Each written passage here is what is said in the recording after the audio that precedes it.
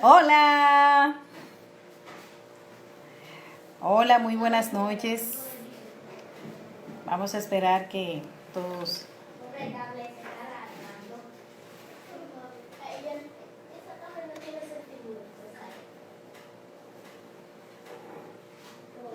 Hola, hola, muy buenas noches. Saludos, gracias por estar ahí. Ustedes son muy fieles, ¿eh? Así que gracias. Aquí estamos de nuevo para iniciar nuestro live, saludándolo a todos ustedes. Qué chulo poder compartir con ustedes a través de esta plataforma y cuéntenme cómo están, la salud de ustedes, de su familia sobre todo. ¿Cómo están? Espero que todos se estén cuidando. Hoy tenemos un live sumamente interesante. Vamos a hablar con la doctora Adalkiris Lespín, quien fue la primera presidenta de la Asociación de Defensores Públicos. Hoy día se pasó al ejercicio del derecho privado, ¿verdad? Abogada privada. Y vamos a hablar cuál es la situación de los privados de libertad y los retos que tiene el sistema penitenciario. Queremos saber cómo funciona realmente el sistema penitenciario. Ellos, los abogados, son los que tienen o ven la realidad muy de cerca en las cárceles del país. Uno simplemente se hace portavoz de situaciones, de familiares, de denuncias que le llegan, pero no es igual a ellos que están día a día y tienen de una u otra manera que ir a las cárceles porque su público, sus clientes están ahí y todo les llega, les llegan denuncias, sus clientes les llaman y demás. Entonces, además, ella, les reitero, fue defensora pública. Y cuando hablamos con el director de la defensora de la Oficina Nacional de Defensa Pública, nos explicó que los defensores públicos cada cierto tiempo tienen que estar visitando las cárceles, los destacamentos, o sea que está muy de cerca con la situación de los privados de libertad. Así que de inmediato vamos a invitar a la doctora Adalkiris. Vamos a enviarle la invitación. Aquí está la doctora. ¿Quién es la coordinadora de... hola doctora, ¿qué tal? Hola Paola, ¿cómo te va? Muy bien, gracias a Dios. Agradecida de que pudieras, ¿verdad?, sacar esta hora para que pudiéramos hablar sobre este tema de tanto interés. Todo el que tiene un familiar ahí se preocupa bastante de una u otra manera.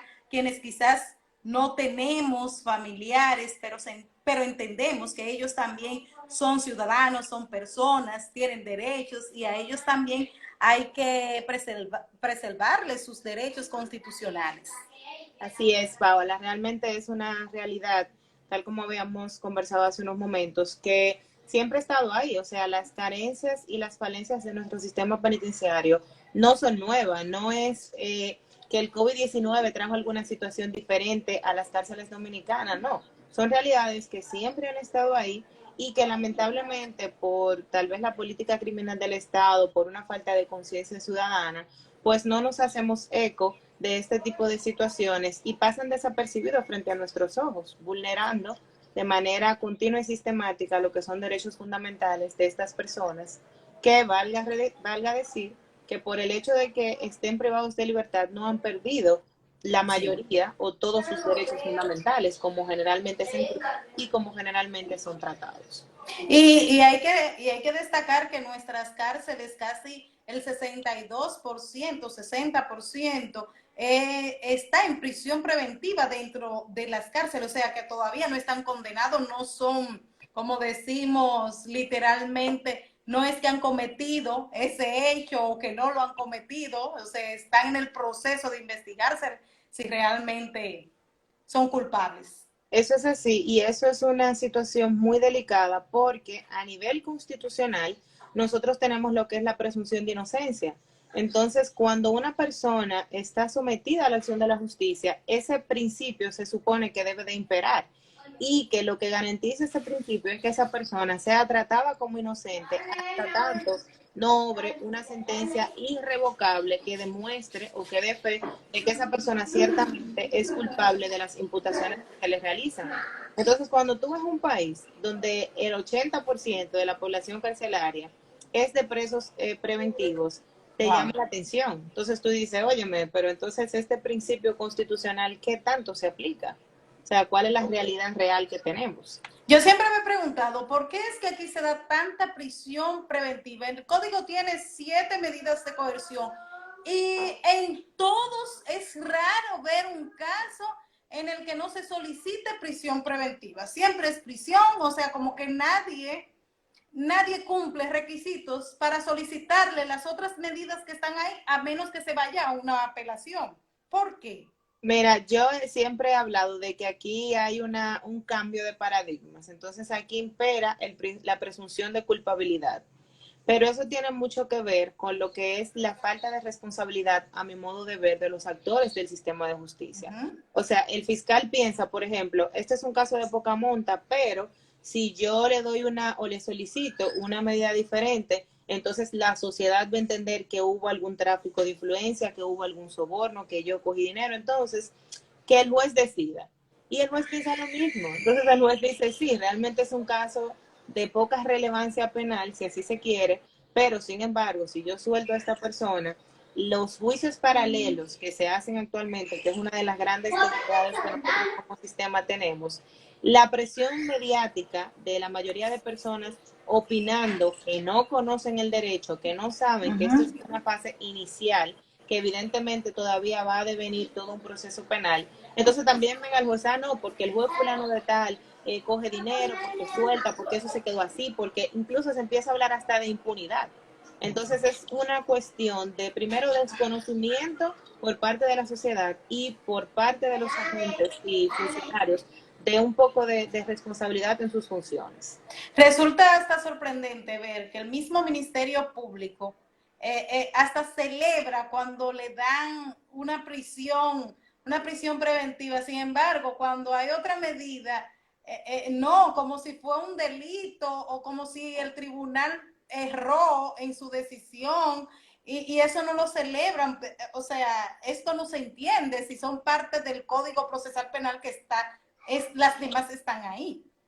Lo que pasa es que en nuestra, bueno, la ley del Ministerio Público realmente es un poco contradictoria en sí misma, porque el Ministerio Público es el órgano persecutor, quien se encarga evidentemente de llevar toda la política criminal estatal. Entonces se le pide al Ministerio Público que busque pruebas a cargo, pero también que busque pruebas de A descargo, descargo. que te acuse y que tiene él que basar y argumentar su propia acusación, pero a su vez que busque razones para que tú demuestres tu inocencia. Entonces, realmente es una locura, es imposible y materialmente no se hace tampoco.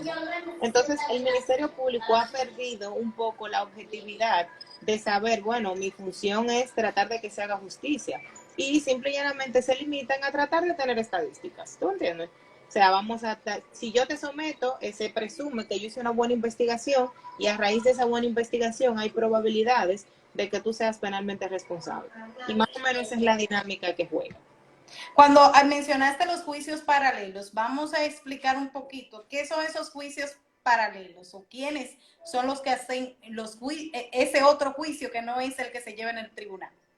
Mira, aquí nosotros tenemos una situación muy delicada porque impera en nuestro país lo que es el populismo penal. Entonces, viene un caso, toma cierta relevancia social, cierta connotación social por lo delicado, porque se entiende que lacera un bien jurídico de manera grave, y de una vez la sociedad se hace eco de eso.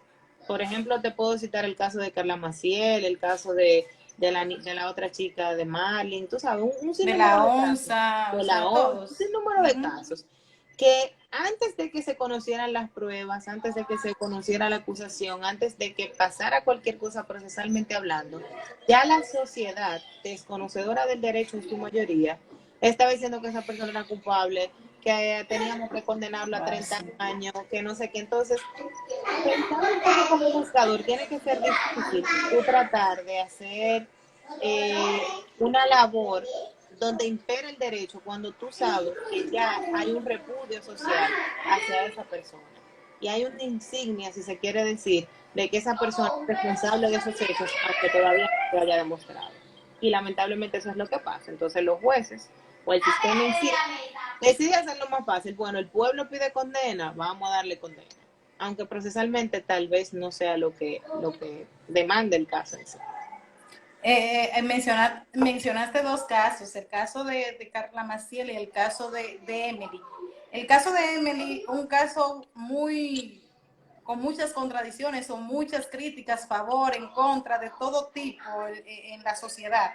O sea, y voy a decir en los medios de comunicación, comunicadores y demás, con estos casos podríamos decir que también se ve hasta cierto punto, y me corrige si no es así, que los jueces tienden a impartir justicia o hay un proceso de justicia algo temerario, o sea, por temor, por el miedo, esto es lo que va, pero no necesariamente. Y si pasa también, yo quisiera saber, un juez de primera instancia le llega un caso por miedo o para no caer en la boca de, entrego esta sentencia, esta resolución y que ese caso le caiga al otro y que el otro entonces se encargue si. Eso pasa en el sistema de justicia. Lamentablemente es una realidad que nosotros tenemos, que para poder entenderla hay que ir a la raíz del problema.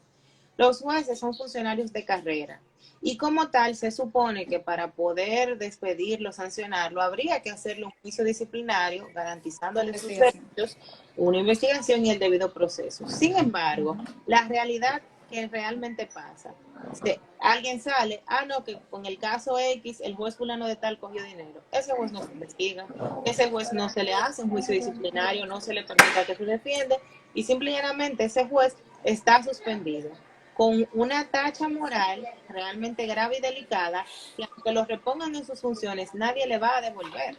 Entonces, cuando nosotros utilizamos, por ejemplo, la provincia de Santo Domingo, en el caso RICIC, que fue un caso emblemático, cancelaron a 6 jueces. A 6 jueces. 3 de ellos de corte por ese caso. Y cuando tú analizas la decisión sin pasiones, en base al derecho, ellos no hicieron nada que el derecho no contemple. Devolver la sentencia. Y se quedó ese caso en el aire, eso se quedó así, simplemente cancelaron los jueces, no hubo, yo creo que ni siquiera hubo juicio en contra de estos jueces, sino ya así se quedó en el aire. Entonces, ¿entiendes? Es difícil que pretendamos tener un sistema de justicia independiente, garantista e imparcial cuando los propios jueces, que son los que deben de impartir esa justicia, no tienen una seguridad de que si van a hacer las cosas como realmente deben, su trabajo va a permanecer y van a tener un respaldo. Entonces, es una situación realmente delicada. Habían quienes decían, sobre todo actores del sistema, que entendían que en el sistema de justicia, en el Poder Judicial, había un gran problema, sobre todo en el pasado o la pasada suprema, vamos a decirle, donde ellos entendían que ni siquiera su jefe, su cabeza, los defendía ni salía, sino que era todo lo contrario, era como apedreándole siempre a ellos, en vez de asumir una defensa en el favor de sus jueces. Y nunca se vio eso. Es así realmente. Si nosotros, por ejemplo, comparamos la Suprema de Subero, por ejemplo, tú nunca escuchabas ese tipo de comentarios, ese tipo de situaciones en la palestra pública que fue cancelado. No, las cosas no se manejaban así. Y evidentemente eso te daba al traste a que existiera una justicia un poco más independiente porque no existía ese miedo. Sí, y hubo como hasta más respeto hacia los jueces en el tiempo de Subero que en la pasada Suprema Corte. Entonces, todo este tipo de situaciones es que dan al traste de que nuestras cárceles hoy día estén tan copadas, tan llenas de ciudadanos con casos que tú dices, pero de hecho, nosotros pudimos entrevistar el director de la defensa pública y decía que son muchos, son cientos los casos de personas que están ahí por deuda de una fianza de poca monta. O sea, ¿cómo puede ser esto posible? Eso es así y es una problemática grave y te explico por qué. Lo primero es que cuando pasa el milagro de que se decida imponer otra de las medidas del código, que no sea la prisión preventiva, se le impone una garantía económica generalmente. Ujú. Ahora, ese juez o las personas que imponen esa garantía no hace un trabajo socioeconómico para determinar si esa persona tiene las condiciones o no para pagar esa fianza. Entonces, tú tienes una persona 1 año, 2 años, 6 meses, 7 meses, Wow. con una supuesta libertad, porque en teoría y en papel está libre, pero en la realidad se encuentra ante una prisión disfrazada por una garantía de imposible cumplimiento. Y es peor aún porque cuando tú a los jueces le alegas, no, pero esa persona, vamos a solicitarle un estatus a prisiones para verificar si está libre o si está preso, muchas veces no hacen esa labor administrativa de investigar y le dan entonces rebeldía a personas que ellos entienden que están Wow. libres cuando realmente están presos. Y es una situación problemática que pasa más de lo que uno se puede imaginar. Me dicen que eso pasa mucho, sobre todo en la cárcel de la La Victoria, victoria. donde a veces van a buscar a un preso y no lo encuentran, o que hace, o que está de que enfermo. ¿Cuál es la situación? Vamos a empezar con esa cárcel. ¿Cuál es la situación de la cárcel de la Victoria? Mira, la situación de la cárcel de la Victoria es una de las cárceles más, una no, es la cárcel más sobrepoblada del país. Esa cárcel se realizó y cuando se hizo su capacidad era de 800 a 2000 internos. El Uh-huh. día de hoy, según las cifras que ha dado la Dirección General de Prisiones, actualmente se ronda por los 26,000 y pico de personas, o sea, a nivel nacional de presos a nivel nacional. Pero solamente en la cárcel de la Victoria podemos hablar de que existe una población de más de 10,000 internos. Cuando tú ves una infraestructura que está realizada para 800 a 2,000 presos o internos Demasiado.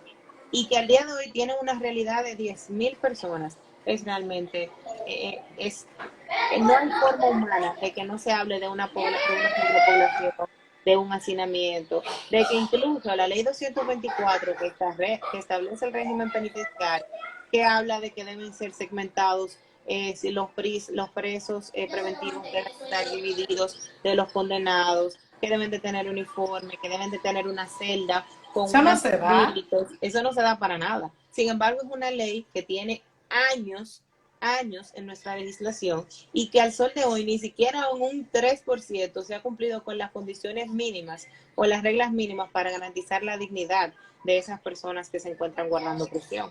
Entonces, por eso te decía que es un tema que no es actual, o sea, no es que no, son cosas que se están empezando a visibilizar por la situación de la pandemia y de que hay muchos internos que se han contagiado de ese tipo de cosas. Pero esos elementos que establece la ley de cómo deben de estar los presos en las cárceles es para todo el sistema, porque en el caso, bueno, y ahí me corrige, en el caso del nuevo modelo penitenciario, ellos están así separados por el renglón, su condena y todo por demás. En el caso de los nuevos modelos, no te puedo decir que se cumple la ley de manera total, pero sí es lo más cercano al cumplimiento de la ley que tenemos.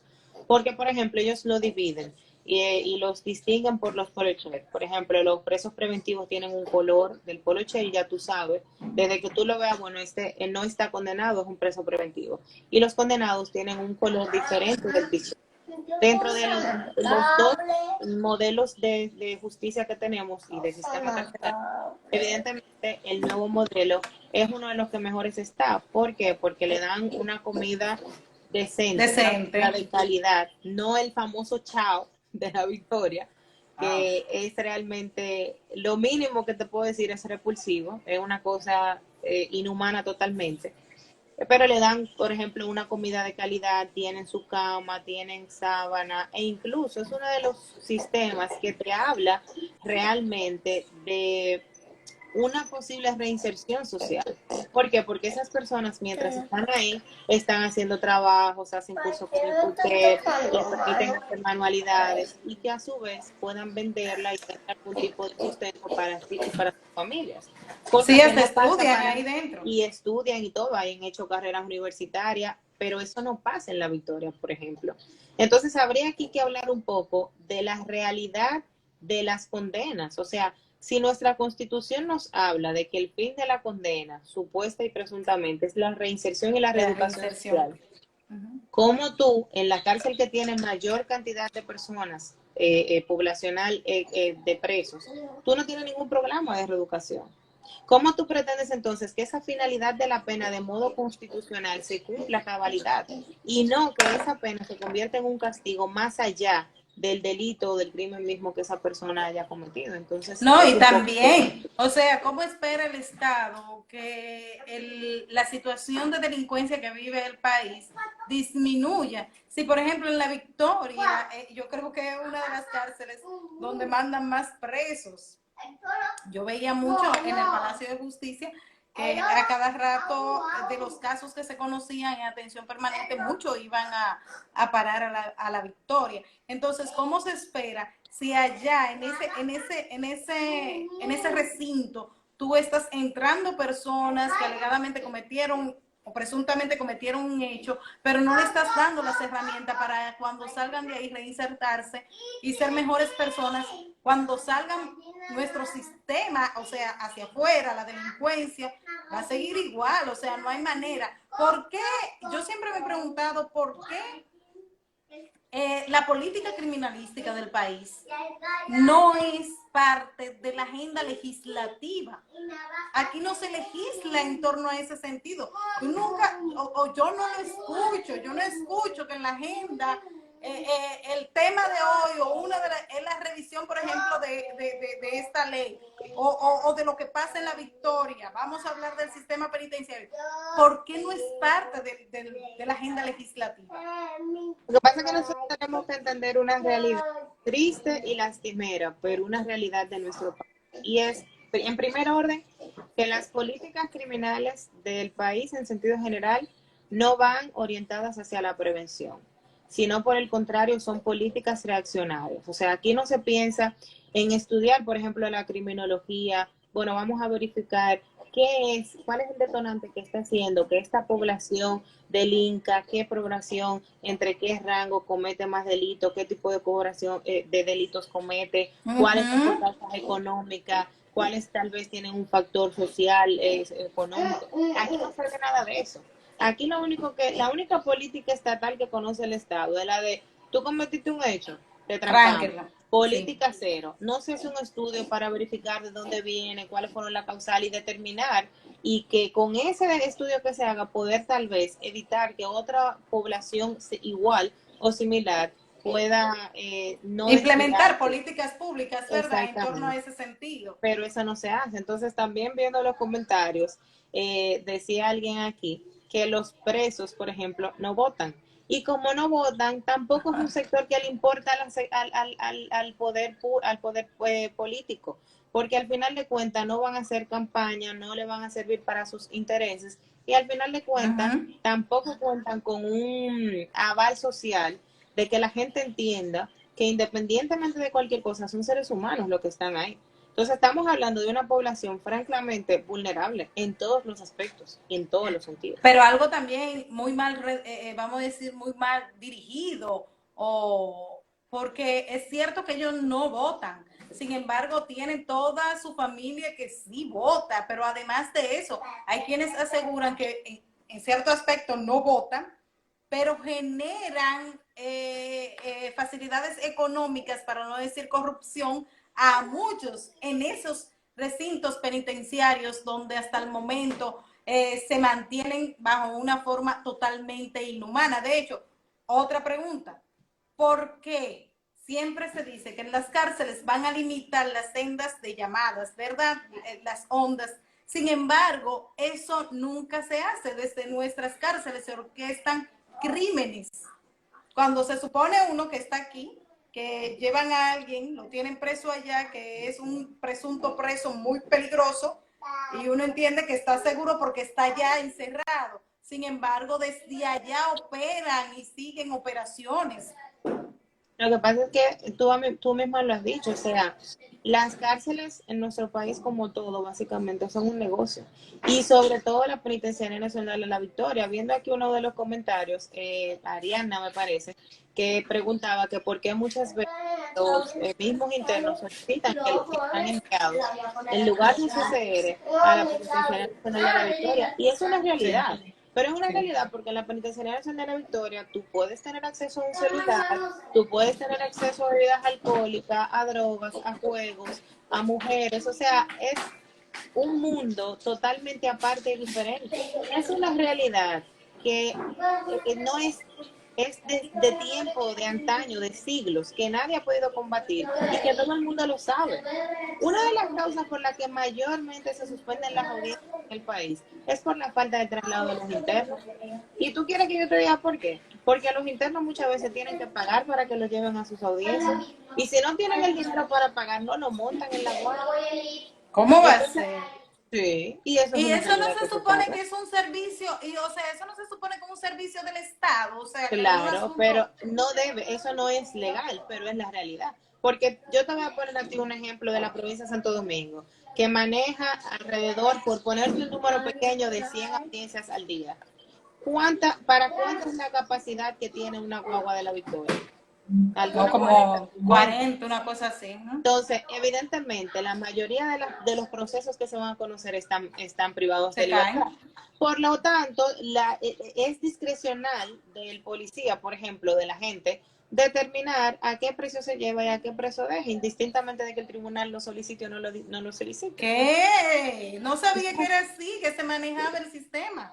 Sí, eso es así, eso es una realidad que la saben jueces, que la saben fiscales, que la sabe todo el mundo, pero al final de cuentas nadie hace nada porque volvemos al tema de que es la población más vulnerable, la población que no importa, la población que todo el mundo entiende que no vale la pena una lucha por sus derechos, que no es importante simplemente. Uno habla de la Victoria, pero también hay otra cárcel con muchas situaciones, que es la de Asua, El una 15 de, cárcel muy inhumana también. en la cárcel del 15 de Asua pasan atrocidades, o sea, eso es una cosa que si nos quejamos de la cárcel de la Victoria, la del 15 de Asua es totalmente otro Un mundo aparte. paraíso. O sea, es totalmente diferente y es muy compleja. No tengo tanta información de esa cárcel porque no voy mucho, Ok. pero sí lo poco que sé es que es totalmente desastroso. Mira, en medio de esta situación, más de 200 internos, según las informaciones ofrecidas por la Procuraduría, ¿verdad? Dieron positivo y por el Ministerio de Salud dieron positivo al COVID. Yo pregunto, hemos visto fallecidos también en medio de esta situación presumiblemente, algunos presumiblemente por esta situación o del COVID-19 y otros que hasta el momento, hasta que se le haga autopsia y demás. Pero yo pregunto, los muertos, eso no se escuchaba, de que murió uno de la Victoria, murieron tanto, a menos que fuera en medio de un motín que se generara en la Victoria. Sin embargo, con tanta gente y en medio de la poca salud, atención de salud, yo me pregunto, eso de muertes, ¿solo ocurre ahora o antes eso no se veía en las cárceles? Mira, la población de la Victoria con mucha frecuencia se mueren internos, se matan entre ellos, se mueren en la planchita, se mueren por falta de alimentación. O sea, eso es una realidad que está ahí, está latente. Nosotros, por ejemplo, una vez manejamos un caso de unos internos que dentro de la celda de castigo de la famosa y denominada planchita, se armó un motín y ellos entre ellos mataron a una persona y eso pasa con mucha claridad. Ahora, el tema es que este tipo de información no se hace visible, no se hace pública. Por eso te decía que esta pandemia ha venido a desnudar, si se quiere, no solamente el sistema penitenciario, sino también el sistema de justicia. Todas sus decadencias, todas las cosas que realmente no están bien y que todo el mundo sabe, pero que nadie se atreve a hacer nada. Y por ponerte un ejemplo de esto, la Procuraduría General de la República, por ejemplo, emitió una resolución, nosotros la Sí. vimos con muy buenos ojos para que se variara la medida de Ujú. coerción por prisión domiciliaria. Sin embargo, el Poder Judicial no se ha referido con relación a eso. Y cada vez que tú haces una solicitud de revisión de un interno con condiciones de salud delicadas, graves, que personas al borde de la muerte, los jueces te la rechazan o te la declaran inadmisible por entender que no tienen competencia para conocer esa revisión. Entonces, cuando nosotros lo miramos desde este punto de vista, es una denegación al acceso de justicia, es una denegación al acceso de salud y es una denegación al derecho fundamental de la vida. Y no pasa nada. De No pasa hecho, nada. sí, es sorprendente porque ayer yo misma me preguntaba, un señor, yo subí a las redes, que falleció, tenía 75 años y me dice la encargada de comunicaciones de la Procuraduría, no, pero no murió con presuntos síntomas. Y digo, bueno, yo no he dicho que tenía síntomas, presuntos síntomas, pero además de eso, tenía 75 años y usted misma acaba de decir que sufría de diabetes, hipertensión y otras complicaciones de salud. Y si ustedes hace 2 meses prácticamente enviaron una resolución donde estaban diciendo que iban a tomar en cuenta este tipo de personas, ¿qué hacía el señor entonces en la cárcel? Porque no Por se le eso, valió la medida. por eso, porque mira, lo primero es que la disposición ordena de manera clara a los fiscales a que sean ellos quienes soliciten la variación de medida. Pero vamos, conocemos el sistema, sabemos que es poco probable que un fiscal lo haga motu propio. Tú como defensa, como parte interesada, lo solicitas, Lo pero solicita. tampoco encuentras el acceso. Entonces vemos que nosotros tenemos un país con una legislación de primera. O sea, tú te vas a la Constitución, al Código Procesal Penal nuestro, y no tienes servicios. Es totalmente claro, totalmente garantista, totalmente protector de derechos humanos. Ahora, del dicho al hecho hay mucho trecho. De lo que Ujú. digan las leyes y de la aplicación real que se le dé en el sistema de justicia penal es un mundo totalmente aparte. Sin contar con que cada provincia tiene su propio librito. O sea, aquí el código es uno, pero cada jurisdicción lo interpreta de manera totalmente diferente. Es cierto, por eso vemos a veces que un caso de drogas, quizá bajo las mismas tipos penales de que se le impusieron a otra persona con un mismo hecho, aquí en la ciudad, en Santo Domingo Oeste, en Santo Domingo Oeste tiene otra decisión. Entonces uno dice, pero ¿qué es esto? Si allí conocieron un caso parecido con los mismos tipos penales. Es así realmente. Por eso te digo que Entonces, otra cosa, y partiendo de todas estas situaciones, hoy me va a pedir, hoy no, porque el chiquitín mío no ha querido dormir. Es difícil, esto ha sido muy difícil. Trabajar en casa, porque tienen que saber que la casa no es de uno solamente, sino que es de la familia. Y a la familia tú así no le puedes mismo. decir, no, vete de aquí. Sí. Entonces es un poquito complicado, pero Así bien. mismo. Mira, él quiere escuchar también la Así. conversación. Bueno, y entonces, y partiendo de todas estas situaciones, ¿cuáles son esos retos? Vimos que el sistema de justicia en cuanto a la cárcel de la Victoria ya está, según el procurador, en un 80% avanzada. ¿Y cuáles son esos retos entonces en el sistema de penitenciario? Mira, yo pienso que lo primero el reto número uno es tomar conciencia. Que cada uno de los actores del sistema tome conciencia de la realidad, de lo que implica realmente estar en una prisión y estar privado de libertad.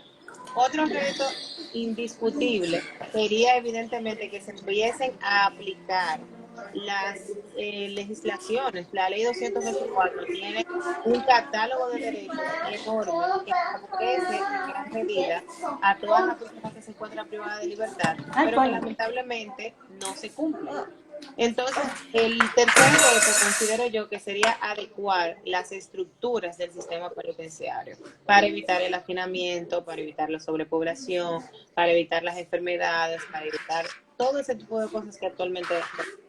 Y la cuarta, entendiendo yo, por última, sería hacer una remodelación, una reestructuración de todo el organigrama de la penitenciaria, porque mientras se vea a los presos, a los internos, a los privados de libertad como un negocio y como una fuente de hacer dinero y se permitan ciertas cosas, lamentablemente el sistema no va a cambiar. Vemos que en el caso, por ejemplo, de los SR, el nuevo modelo penitenciario,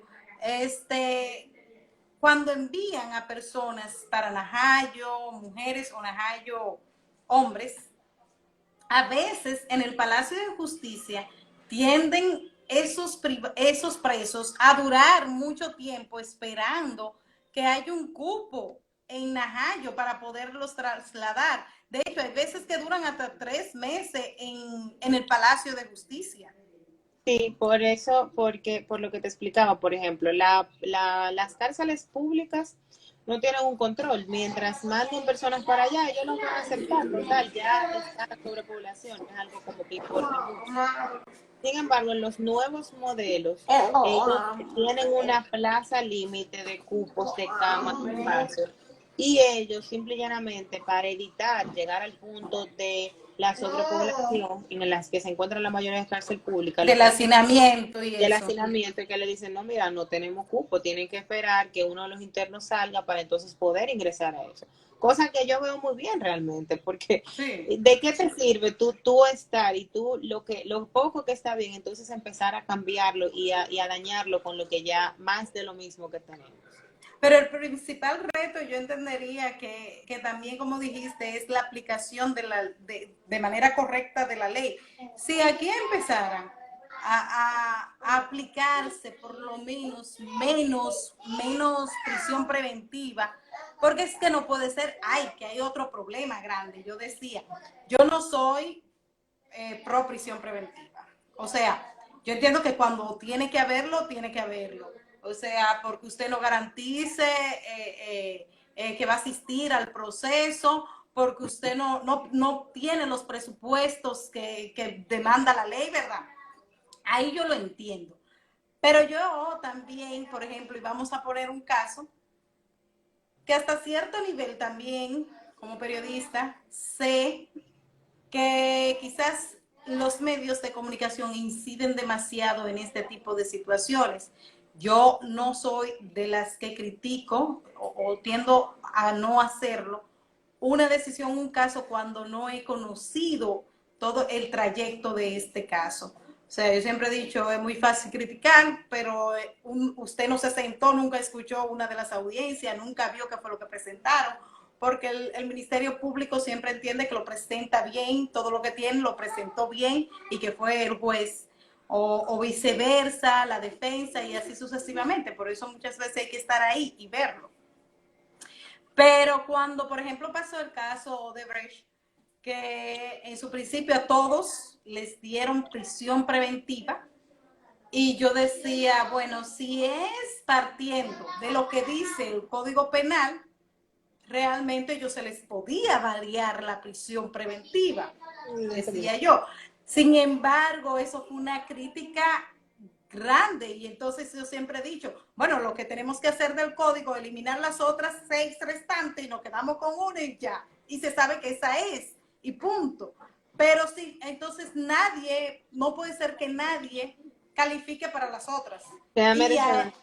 Y ellos lo criticaron demasiado y yo no lo veía, yo quizás he errado, pero no veía el porqué de la crítica. Pero es lo que te digo, o sea, si estamos hablando, por ejemplo, de personas que son profesionales, económicamente están bien, tienen más arraigo del que tienen, era imposible que se le pudiera pedir o solicitar.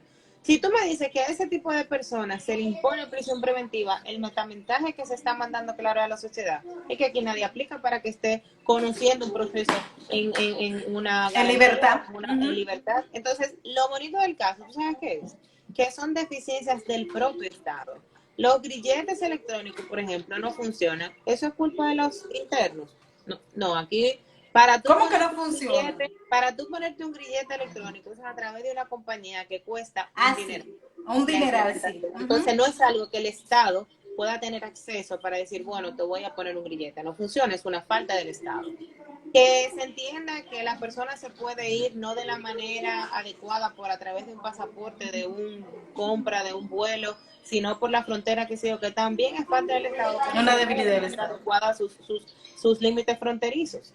Que se entienda que una persona no va a volver a presentarse a un proceso si se le deja en libertad, también es parte del Estado, porque existe una seguridad jurídica tan deficiente que cuando tú corres con la suerte de verte en libertad, tú no, aunque tú seas inocente, tú no crees que nadie más va a creer en tu inocencia, y por vía de consecuencia entonces tú no vas al proceso.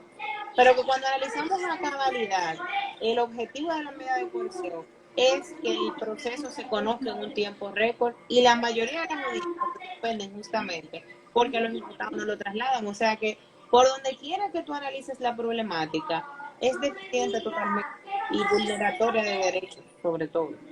Por eso el cúmulo tan grande de trabajo que también hay y las moras procesales, o sea, es inmenso el trabajo del sistema de justicia como tal. Lo que pasa es que Esos, aquí se ha cualquierizado la justicia penal. O sea, si partimos de que el Estado está para intervenir como última ratio, eso significa que es ya, o sea, es lo que realmente sea relevante penal. Los delitos graves que lesionen bienes jurídicos protegidos de mucha envergadura. Pero lamentablemente aquí tenemos un sistema que todo lo legaliza, o sea, todos los casos, por insignificante que sean, van a ser judicializados. Que eso de buscar una solución alterna del conflicto, de buscar que la parte que haya sido agraviada, por ejemplo, tenga algún tipo de resarcimiento y la persona no tome conciencia del accionar que tuvo que fue incorrecto, eso no pasa. Entonces, se ha cualquierizado todos los casos, por mínimo que sean, tienen necesariamente que llegar a conocer una medida de coerción, que también está mal, porque hace que el sistema completo colapse. O sea, tú tienes, por ejemplo, en la provincia de Santo Domingo, un tribunal colegiado que a diario te conocen 25 audiencias de juicio. ¿Cómo tú me justificas y tú me dices que son realmente tú estás muchos. buscando una justicia efectiva cuando tú tienes 25 procesos ahí, tú ni siquiera escuchas las partes ni le dedicas el tiempo? O sea, es al vapor, tú estás escuchando las cosas rápido. Entonces así tampoco se puede. Pero tienes razón, yo siempre, yo he visto cómo casos por una galleta, por ponerte, Ujú, llegan al ujú. Palacio de Justicia y eso hay que conocerle. Y yo decía, pero ¿cómo va a ser? O sea, no puede haber, que yo sé que hay, pero al final deciden y también lo mandan a atención permanente, que debiera haber un departamento donde haya modalidad para facilitar ciertos procesos, o sea, que sea más viable, más rápido, y no haya que llegar a atención permanente, todo llega ahí. Sí, pero ahí volvemos al tema de la pelota caliente. Ahí volvemos al tema de que nadie quiere asumir su rol, de que todo el mundo dice, bueno, esto es un caso, no es realmente grave, pero yo no sé qué complicaciones pueda tener, que yo no voy a tomar esta decisión. Déjame yo mandarlo para adelante y que sea fulano que decide. Y Wow. entonces permanente, bueno, yo le voy a dar prisión, porque total, por prisión a nadie lo despiden, a nadie lo cancelan, que sean los de la corte que lo entienden. Y así sucesivamente se va haciendo una bola de esquivar responsabilidades, donde el único perjudicado es el ciudadano común, el ciudadano de a pie. Que si el Estado y el sistema de justicia funcionara adecuadamente, pudiera conocer su proceso en otras fases, de otra forma, que no fuera necesariamente la prisión preventiva. ¿Cómo ves? Te decía que ya casi, bueno, tiene un 80% la victoria del nuevo recinto de la Victoria en avance. Sin embargo, todos sabemos que el procurador había anunciado que estos recintos se iban a hacer con el dinero que pagaría Odebrecht y los del caso Tucano. Uh-huh. Y en el caso de Odebrecht, se sabe que Odebrecht se declaró en quiebra. Uh-huh. Entonces, el año pasado debió hacer, creo que un pago en julio, junio, algo así, y no lo hizo. Entonces, aparenta que quizás no se concluya en lo previsto antes de agosto, ¿verdad? Que es donde podría concluir o donde se debe concluir el gobierno que tenemos actualmente. Sería, qué sé yo, una pena para el sistema? Mira, para mí, desde que hablaron de todo este modelo de humanización, que se ve, genial, qué chévere, bueno, ojalá que lo logren, pero volvemos al punto, es una utopía. Siempre ha sido el eslabón débil a quien nadie le preocupa, a quien nadie se Sí, interesa. es Entonces, cierto. por ejemplo, nosotros, la carcelita de San Luis, que duró operando como destacamento muchísimo tiempo, cuando la demolieron, la llevaron al Palacio de la Provincia, hicieron ahí como una pequeña carcelita dentro del sistema. Y para que eso lo desbarataran, nosotros, cuando yo formaba parte de la Oficina Nacional de la Defensa Pública, tuvimos que someter a paro para Sí, que, recuerdo. porque a diario tenían ahí en esa condición, en un espacio sumamente pequeño, 100, 80, 70 personas, en unas condiciones donde se bañaban a la luz pública delante de todo el mundo, le ponían una manguera y un olor, o sea, una cosa increíble. Entonces, Sí. a lo que voy con este ejemplo es que eso pasaba en la mirada de los jueces que a diario subían por esa escalera, porque la carcelita estaba ahí y subían por De ahí. todo el Y no pasaba, estado, de de todo el todo el estado, estado. y no pasaba nada, y De, no como pasaba yo nada. siempre he dicho, por ejemplo, cuando me toca transitar por una calle llena de hoyos, yo me pregunto, y es que los funcionarios, ¿por dónde que cruzan? No cruzan por aquí, a veces yo digo. Entonces, ese es el caso de la cárcel, por ejemplo, de San Luis. O sea, que llegué a ir cuando estaba, que era una capilla, eso, y la convirtieron en cárcel. Sí, Y sí. era algo sumamente inhumano, una cosa terrible. Entonces yo siempre decía, pero por aquí no cruzan los legisladores, ellos no viven aquí, o sea, ellos no saben que eso está ahí. No pasa el funcionario, el gobernador de la provincia, no pasa, no sabe que está ahí. O sea, es cierto, para los políticos, de hecho, nunca he escuchado en una propuesta de campaña hablar de este tema. Nunca. Quizás lo hayan hecho, pero yo no lo he oído. Yo. Pero es lo que te digo, aquí hay una problemática grave porque viene de ambos lados. Primero, hay una falta de interés estatal por las razones que ya hemos expuesto. Y segundo, hay una falta de conciencia ciudadana. O sea, la gente entiende que inmediatamente una persona tiene un proceso penal, es culpable, que es un delincuente, que esto no necesariamente tiene que ser así. Entonces, mientras la población siga viendo con estos ojos y con este desprecio y siga dando la espalda a esta parte de la población del sistema, entonces tenemos un problema porque tú como político estratégicamente, a ti no te interesaría apostar a un plan donde tú no vas a tener el apoyo de nadie.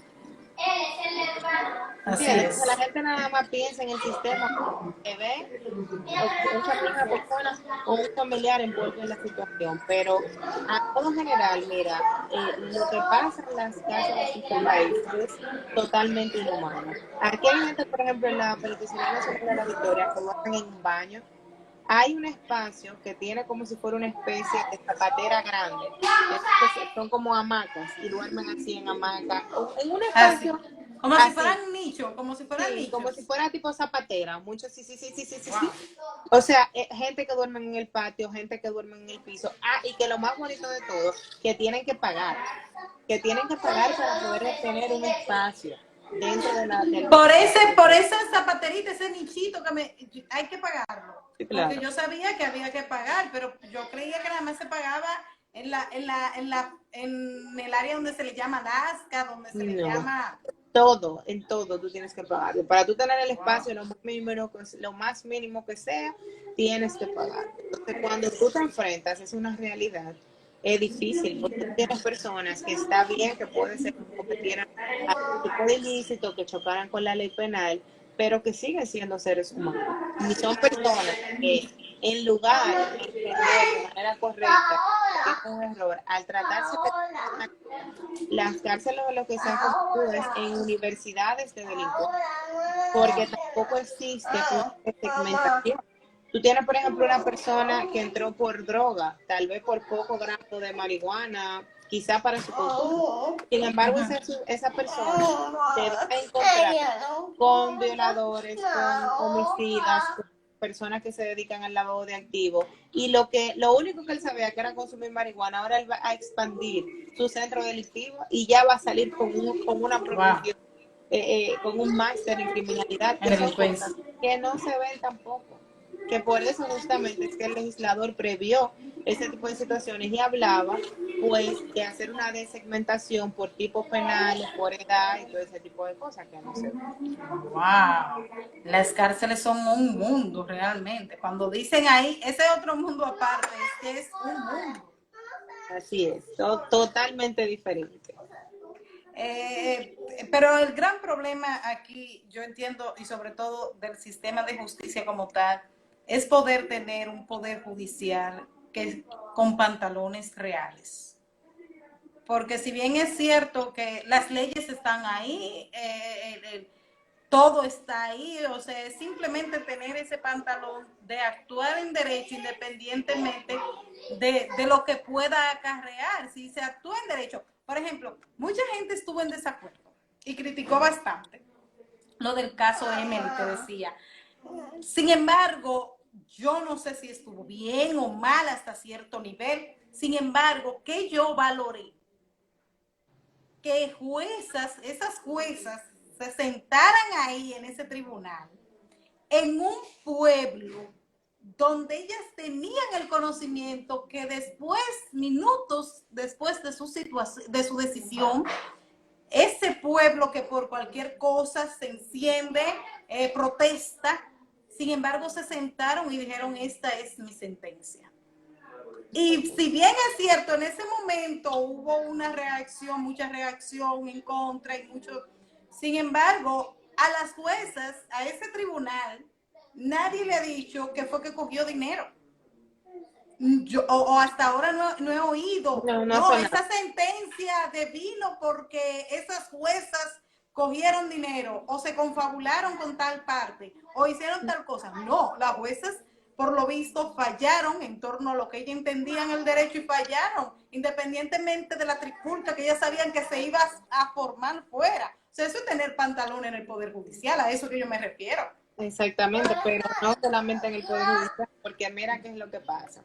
Aquí, por ejemplo, el órgano acusador se ha hecho eco de una estrategia muy interesante y que le ha funcionado muy bien, porque cuando uno analiza y qué tan fuerte o qué tan débil puede ser un caso para posible condena, necesariamente hay que verificar la investigación y las pruebas con las que se cuenta y la legalidad de dichas pruebas. Entonces, el Ministerio Público es muy, por la misma cantidad de casos que lleva y la misma presión, tiene muy poco tiempo de investigar los procesos. Y la realidad jurídica es que al tribunal llega lo que la víctima dice que pasó en un caso X determinado.